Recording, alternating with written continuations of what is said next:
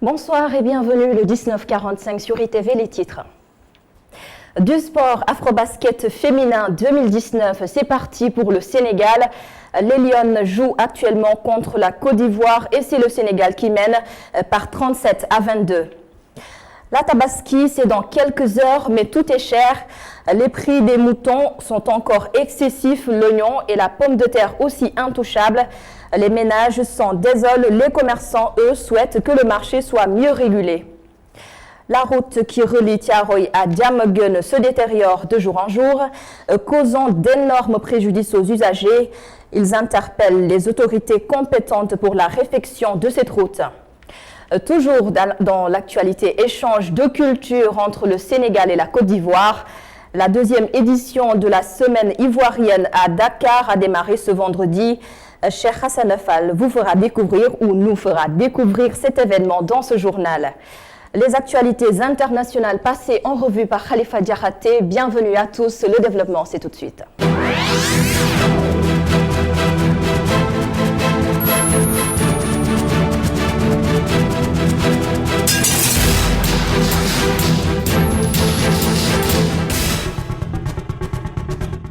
Et nous démarrons par du sport. La 24e édition de l'Afrobasket féminin 2019 a démarré ce matin au Palais des Sports Dakar Arena de Diamniadio.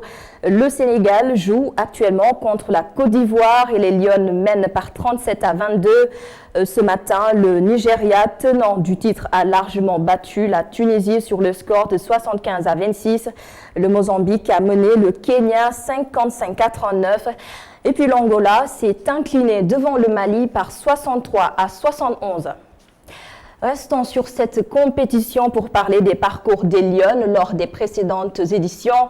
Un parcours glorieux dans l'ensemble. L'équipe nationale du Sénégal est sur les podiums des Jeux africains depuis 1963. Avec un impressionnant palmarès, cette fois championne, une finale perdue en 1991, 2 médailles de bronze, 1987 et 2003. En 22 éditions, le Sénégal a obtenu 11 titres. Seydina Bagay.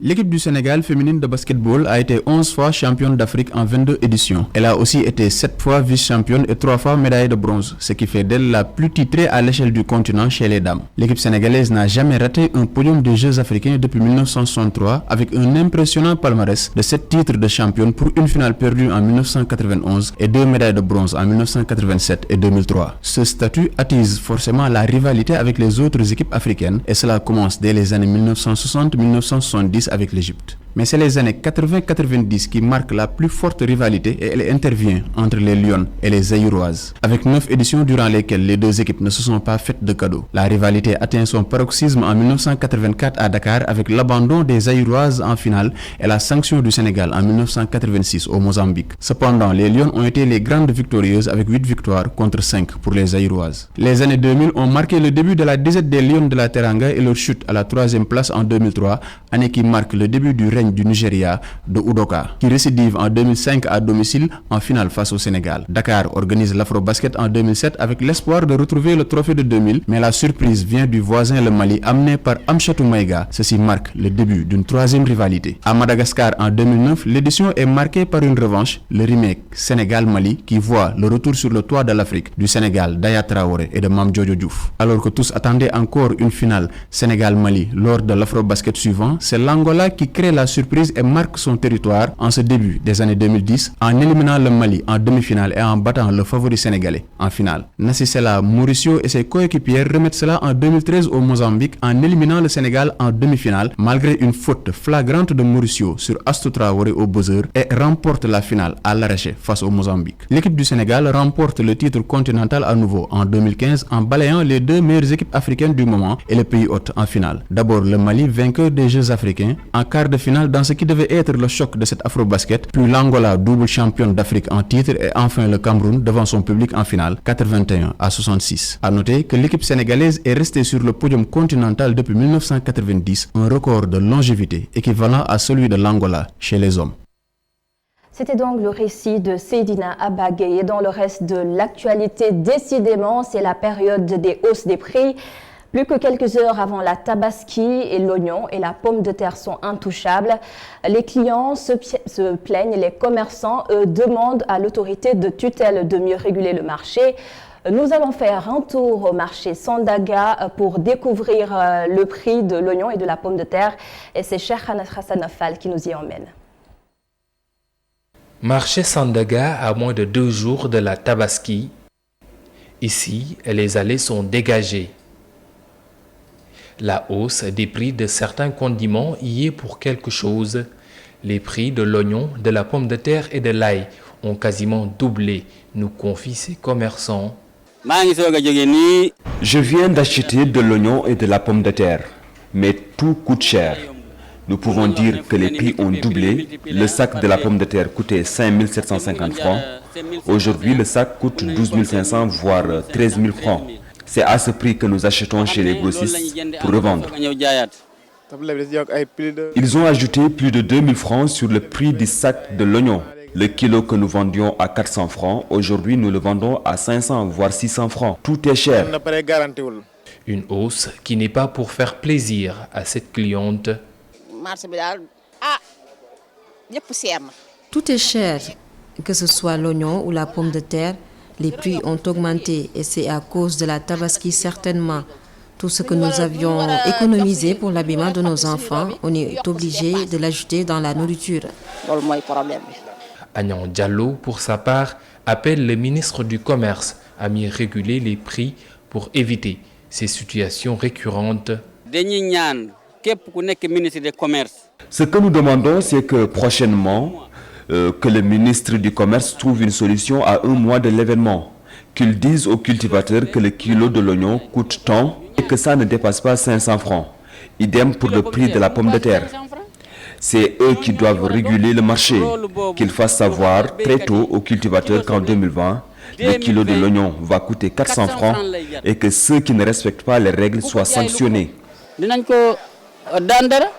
À côté du mouton détenu pour la famille, les condiments qui doivent accompagner la cuisson du mouton viennent aussi s'ajouter à la lourde charge que devront supporter les parents.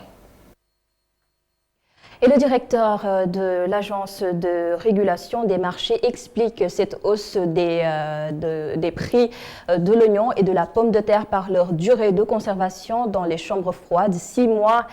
Amadou Abdoulsi assure tout de même que toutes les dispositions ont été prises pour un bon approvisionnement sur le marché. Ces propos sont recueillis par Amago Robertian. On compare souvent la hausse par rapport à la Korité. Or, la fête de Korité, on avait des produits livrés à partir des zones de production. Actuellement, on a des produits livrés à partir des chambres froides. Au lieu du prix Borsan de 250 qui était fixé, vu qu'ils ont gardé le produit durant 5 mois, 6 mois, le prix qui était conseillé est de 325 francs. Donc, et en plus, depuis avant-hier, on livre des sacs de 35 à la place des sacs de 25. Ce qu'on peut noter, c'est que depuis le 17 juin jusqu'à la date d'aujourd'hui, le 10 août, en 53 jours, on a livré 20 015 tonnes jusqu'à 14 heures. En temps, il y a eu 3 camions aussi qui ont été chargés, donc ce qui fait après 20 150 tonnes qui ont été livrées. C'est une consommation du Sénégal en 3 mois qui a été livrée en 53 jours. Au niveau de l'oignon, on avait 2 zones de ravitaillement à partir de Ngomen vers Pout et de Potou. Au début, on avait après 12 à 13 camions, mais depuis 10 jours, on a des livraisons de 70 camions par jour, après 1450 tonnes. Donc, ce qui fait que le marché est bien ravitaillé. Actuellement, on a mis une stratégie pour prendre en charge aussi bien le commerçant qui a acheté, mais aussi on a le numéro de téléphone du chauffeur. Chaque fois qu'on se rend compte qu'il y a des postes où il n'y a pas où il y a des problèmes, on détourne le camion vers cette zone-là. C'est pourquoi on a assuré la permanence au niveau de l'ARM depuis ce matin. À perte de vue, il y en a dans presque tous les quartiers et dans toutes les rues, mais les prix sont encore chers. Même ceux qui comptaient sur les moutons Turgal ont du mal à en trouver un moins cher. Oumar Khan nous fait le point. À 48 heures de l'Eid el-Kabir, la capitale est inondée de moutons. Des moutons aussi chers les uns que les autres aux yeux de certains. Il y a 7 moutons, mais ils sont toujours aussi chers. Les prix varient entre 140, 150 et jusqu'à 350, 500 000. Les moutons sont très chers en général. Les tchogol encore plus. Des petits moutons à 100 000 francs, c'est très cher. Les prix varient selon la nature du mouton, entre 100 000 et 120 000 pour le tchogal, le double pour les moutons de race. Pratiquement oui, il y a assez de moutons. Ici, là où nous sommes, les prix varient de 120 à 150 000. Les prix varient entre 250 000 jusqu'à 800 000. Maintenant, on ne peut plus avoir une mouton qui varie entre 50 ou 100 000. Non, non. Maintenant, tous les moutons, à partir de ce moment, ils sont chers. Trop chers même. Parce que l'aliment, ça coûte cher. Des prix assez élevés pour un Sénégalais aux revenus modestes. Pour ce père de famille, il faut acheter un mouton à la hauteur de ses moyens. Le problème, c'est qu'il faut savoir quand même, suivant ta possibilité d'aller voir en fonction de en fonction de ta bourse. Mais le Sénégalais, en fait, avec 100 000 francs, préfère aller voir les moutons à 200, 300 000 pour se créer des problèmes. Mais avec 100 000 francs, si tu vas dans des endroits où des moutons à valeur de 100 000 francs, tu n'auras pas de problème. À quelques heures de la Tabaski, la capitale grouille de moutons. Seulement, mettre la main dessus continue d'être un casse-tête pour beaucoup de pères de famille.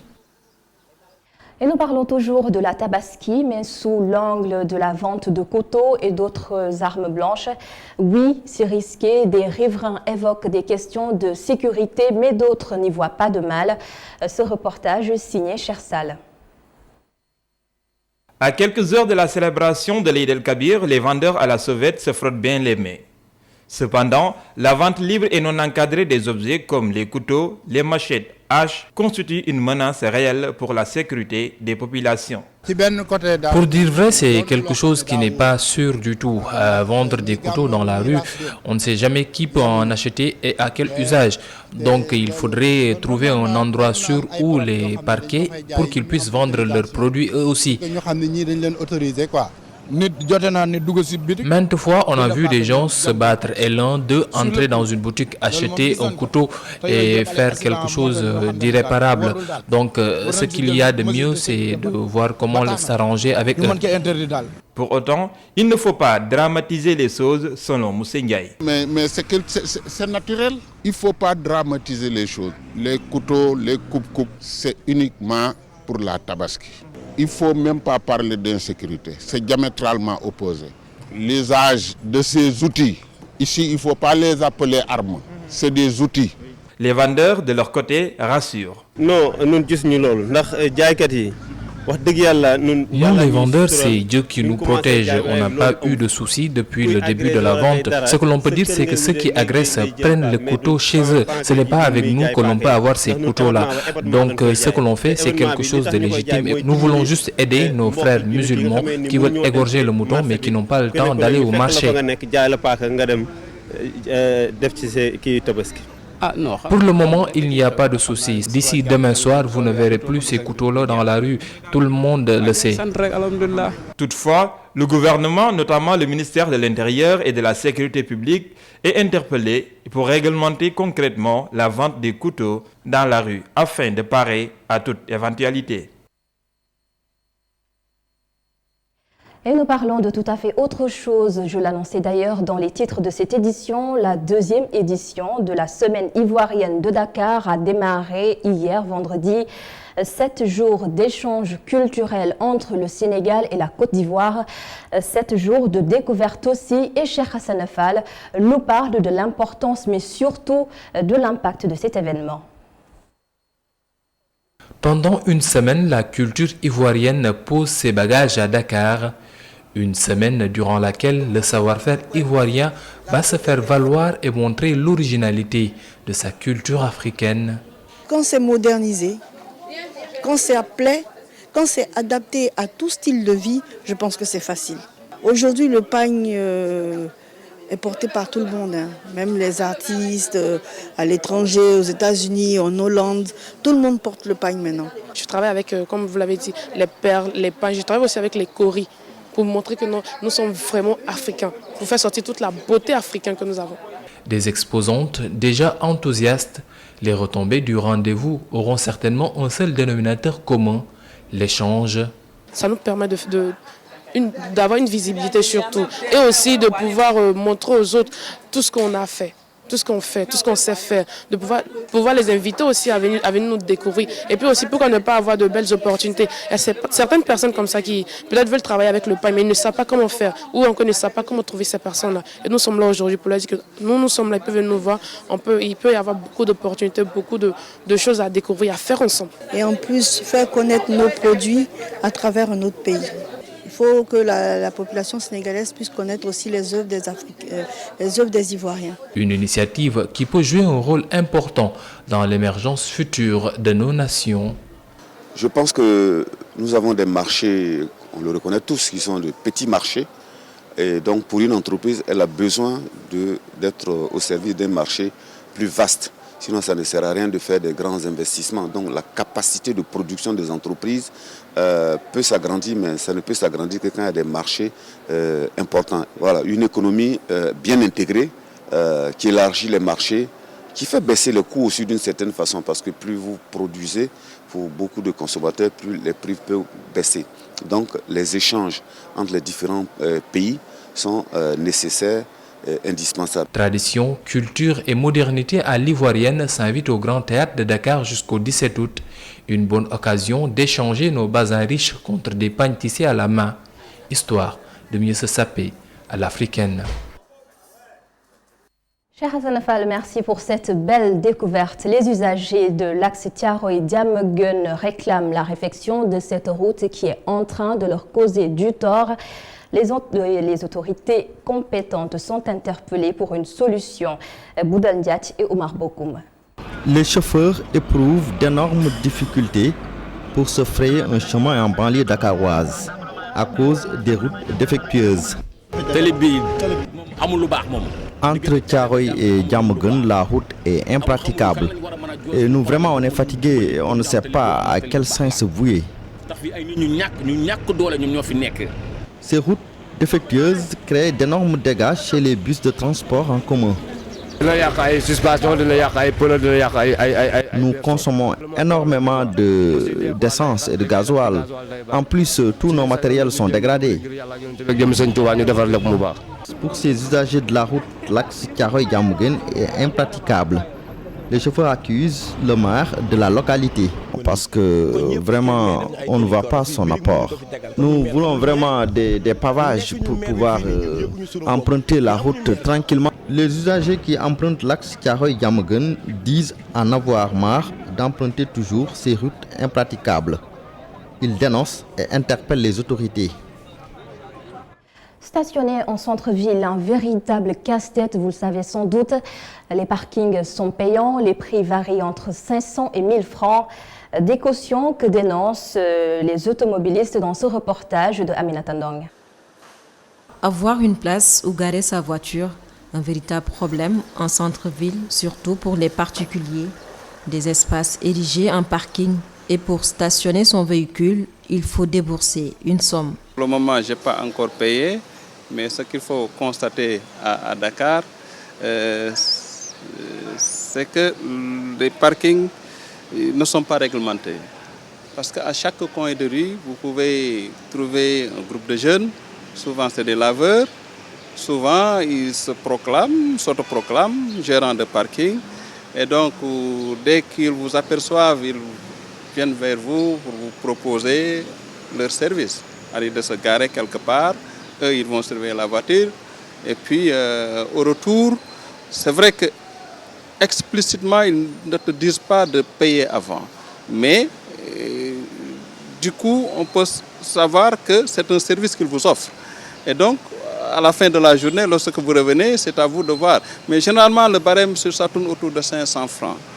Bon, si c'est quelques heures, mais si il s'agit de la journée, généralement, ils te demandent 1000 francs. 500 ou 1000 francs CFA, une somme à donner pas du tout normale pour certains.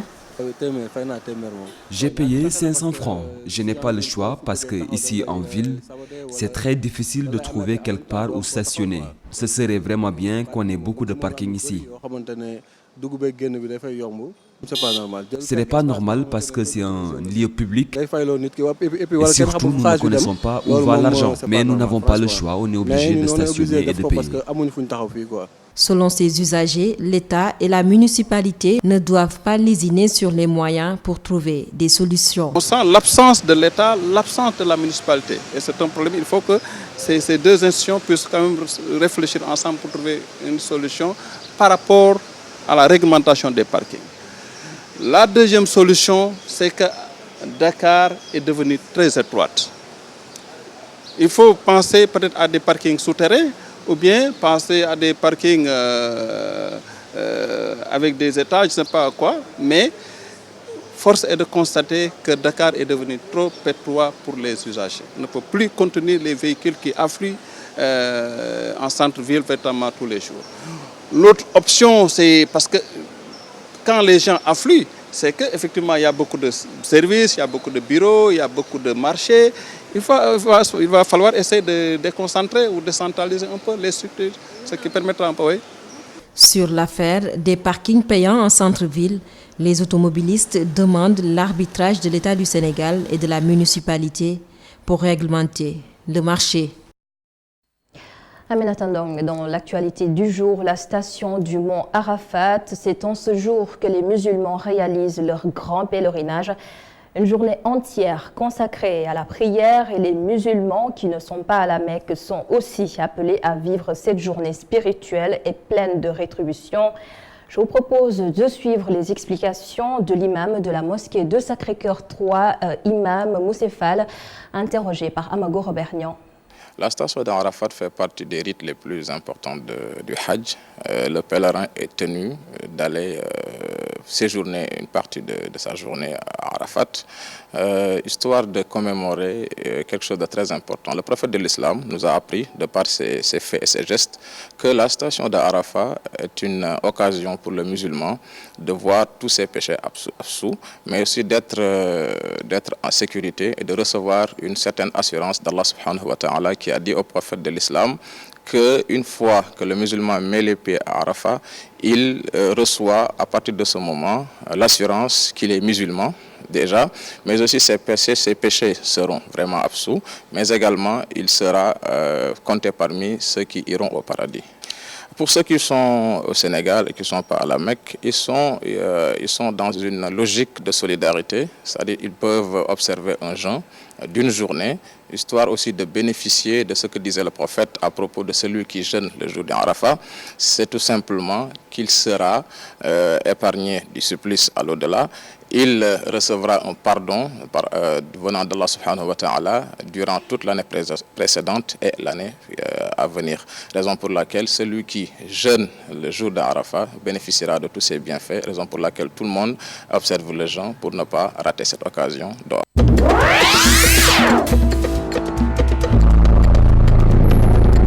Quelques actualités internationales passées en revue par Khalifa Diakhaté. Yémen, des combattants séparatistes s'emparent de 3 casernes des forces gouvernementales. C'est à Aden ce samedi, la grande ville du sud. Ils ont également encerclé le palais présidentiel. L'information émane de sources militaires et sécuritaires. De violents combats se poursuivent entre ces partisans d'une indépendance pour le sud du Yémen et les forces loyales au président Abdrabbo Mansour Haïdi. Yémen est déchiré depuis plusieurs années par une guerre opposant les rebelles originaires du Nord à des forces pro-gouvernementales soutenues par une coalition militaire menée par l'Arabie Saoudite et les Émirats Arabes Unis. Le pays, pauvre, se situe sur la péninsule arabique.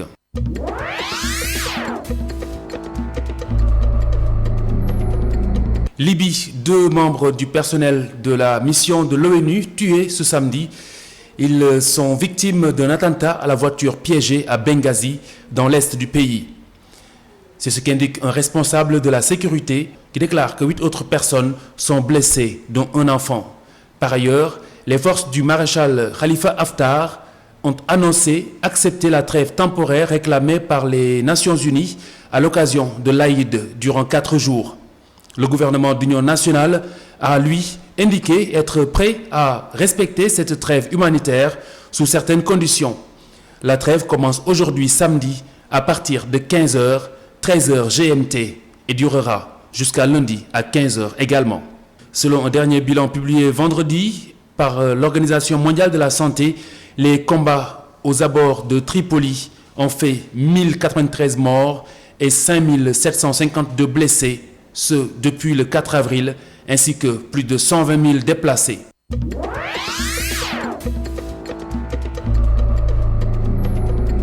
États-Unis, le financier figure de la jet-set américaine Jeffrey Epstein s'est suicidé ce samedi dans sa cellule new-yorkaise, une mort qui a causé la stupeur et déclenché des enquêtes du FBI et du ministère de la Justice. Le milliardaire est accusé d'agression sexuelle sur mineurs. C'est vers 6h30 heure locale, 10h30 GMT, qu'il a été retrouvé inanimé dans sa cellule. Le personnel a immédiatement tenté de le réanimer avant de le faire transporter à l'hôpital où sa mort a été constatée. Une enquête est ouverte. Le ministre de la Justice, William Barr, s'est dit effaré par la mort en détention du financier de 66 ans.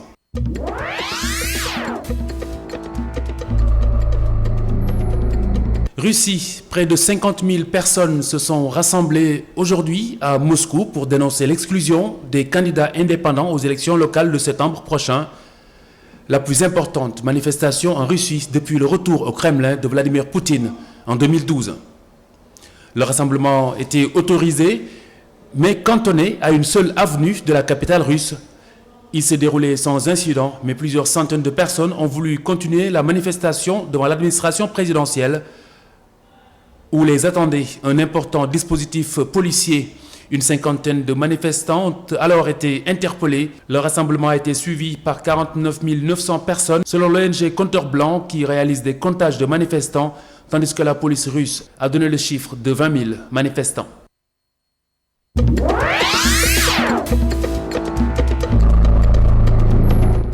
Merci à Khalifa Diakhaté pour toutes ces actualités internationales. C'est la fin de ce journal. Merci de l'avoir suivi. D'autres infos à 20h30 avec Soda Diakhoumpa.